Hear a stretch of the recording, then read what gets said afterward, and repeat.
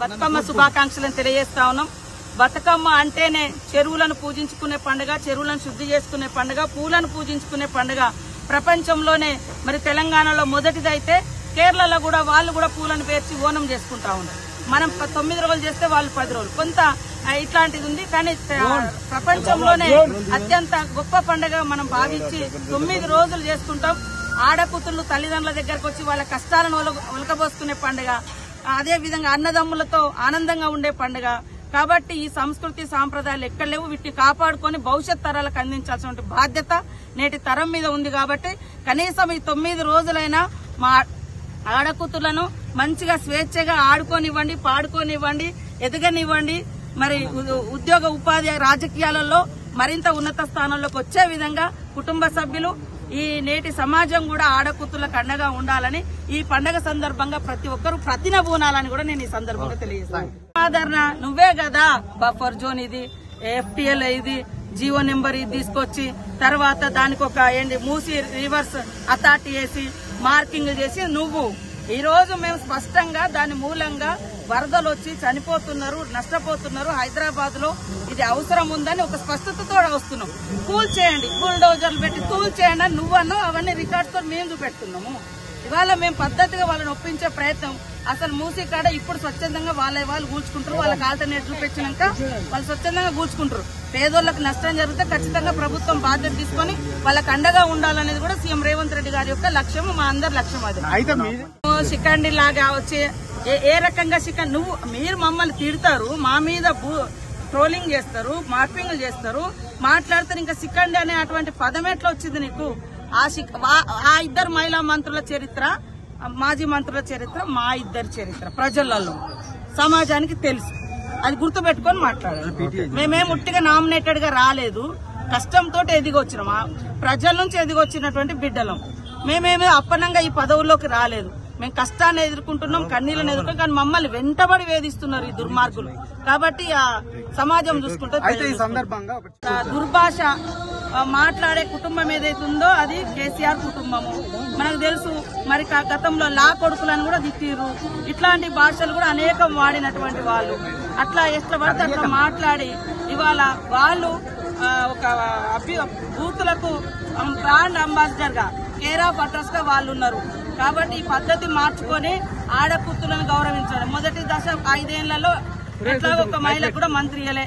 సరే, అందులో నుంచి ఇళ్ళని తీసుకొని ఇలా గెలిచిన వాళ్ళని తీసుకొని అలా ఇచ్చిర్రు. కానీ కనీసం మేము స్వతంత్రంగా ఎదుగులేం. ఒక బీసీ నాయకురాలుగా ఆమె, ఒక ఎస్టీగా నేను, మాకేం కుటుంబ నేపథ్యాలు లేవు, ఆర్థిక నేపథ్యాలు లేవు, కుల నేపథ్యాలు లేవు. మేము స్వతంత్రంగా ఎదిగినటువంటి వాళ్ళం, ఓరుగల్లు బిడ్డలం.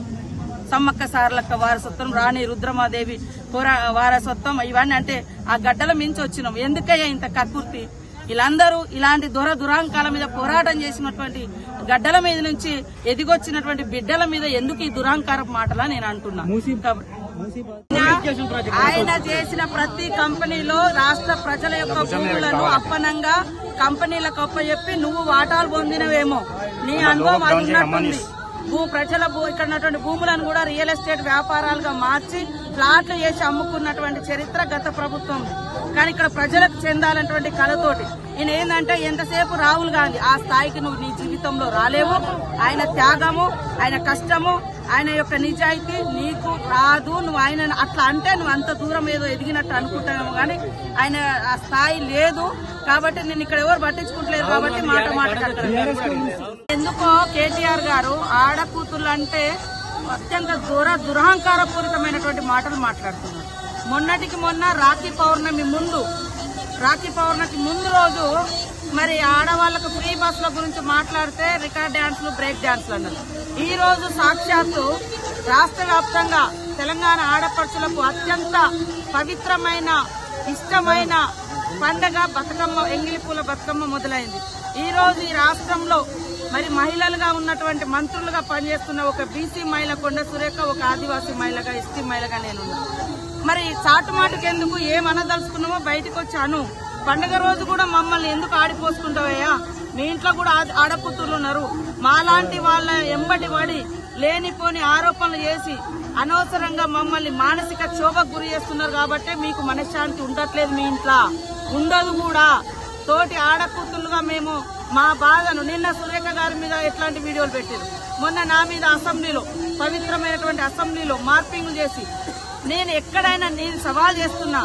ఈరోజు మా నోళ్లను ఫినాయిల్ పెట్టి కడగాలంటారు. ఫస్ట్ మీ నోళ్లను మీరు పుండే చేసుకుంటారో గుండె చేసుకుంటారో ఏమంటారు యాసిడ్ పోసుకొని కడుక్కోండి. అయినా కూడా మిమ్మల్ని సమాజం క్షమించదు మాలాంటి వాళ్ళు.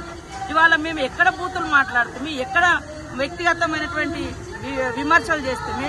కాబట్టి చాటు కాదు కేటీఆర్, డైరెక్ట్ గా వచ్చి మేము అనదలుచుకుంటే ఏమంటావు అను, మమ్మల్ని చిట్ చాట్లు ఎందుకు, డైరెక్ట్ గాను.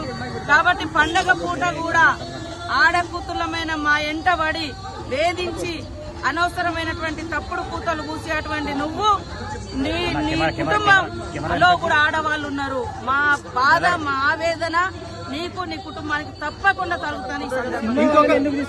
తెలంగాణ వ్యాప్తంగా ఈ రోజు నుంచి మొదలవుతున్నటువంటి మరి బతుకమ్మ సంబరాలు ప్రతి ఒక్క మహిళ ప్రతి ఒక్క ఆడకూతురు వారి కుటుంబ సభ్యులతో సుఖ సంతోషాలతో ఆనందోత్సవాల మధ్య ఈ పండుగను నిర్వహించుకోవాలని ప్రతి ఒక్కరికి విజ్ఞప్తి చేస్తూ ఆడకూతులందరికీ శుభాకాంక్షలను తెలియజేస్తాను. దేశ విదేశాలలో కూడా ఉన్నటువంటి తెలంగాణ బిడ్డలు ఈ మన తెలంగాణ ఆచారాలను సాంప్రదాయాలను మరి ప్రకృతితో ముడిపడి ఉన్నటువంటి పండుగ కాబట్టి మరి ఈ పండుగను మనం ఎప్పుడు కూడా కొనసాగిస్తూ భవిష్యత్ తరాలకు అందించాలని మనస్ఫూర్తిగా విజ్ఞప్తి చేస్తూ భవిష్యత్ తరాలు తప్పకుండా నేర్చుకోవాలి ఈ పండుగలో ఉన్నటువంటి పూలను పూజించే పండుగ కాబట్టి ప్రతి ఒక్కరికి శుభాకాంక్షలను తెలియజేస్తాం.